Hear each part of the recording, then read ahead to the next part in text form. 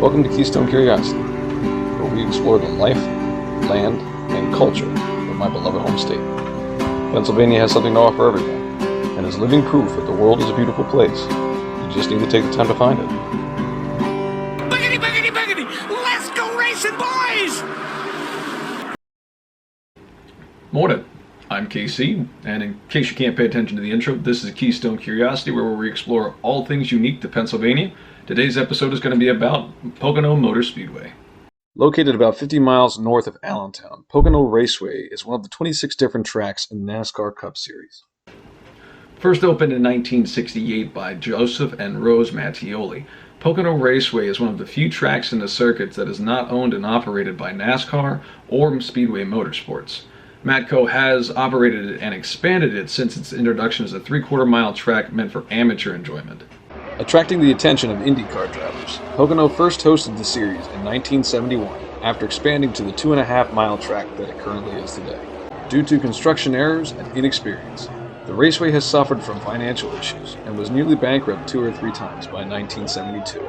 With the Mattioli family on the verge of selling, Bill Francis Sr. of International Speedway Corporation arranged a meeting with the family.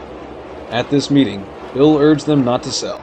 When such arguments were resisted, he pulled out a business card and scribbled a few lines in the back. On the plains of hesitation lie the bleached bones of millions, who when within the grasp of victory, sat and waiting, died.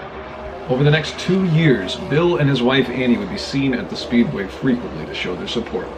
And in 1974, Richard Petty would take the checkered flag at the first NASCAR 500 race held at the Raceway.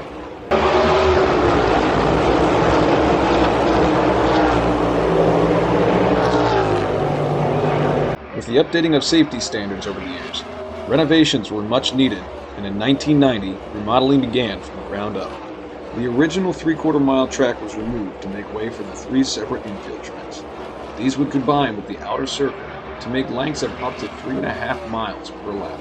New crash walls were installed. New paving was added. 150 sites for a motorhome park was added as well. The paddock area was increased to allow fans to be less than 60 feet away from moved cars. And most importantly, the 375 existing toilets were removed to make way for the 1,000 stalls current to this day. Because why would you want to wait in line?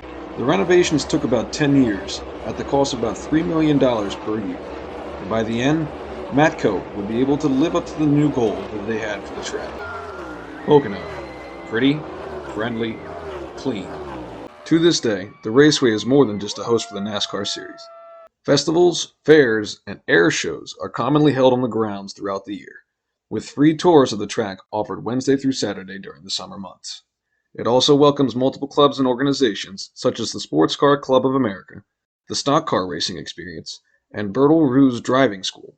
These operate for those with the need for speed, and includes opportunities for one to put the pedal to the metal in their own car as well. Being less than an hour south of Scranton, Pocono Raceway is easily done as a day trip on any race day, let alone the fact that you can extend this to a full weekend just to enjoy the Pocono Mountains around it, from which it gets its name.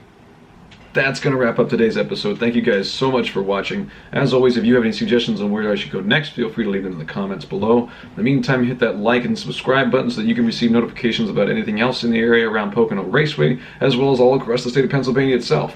In the meantime, you all have a good one.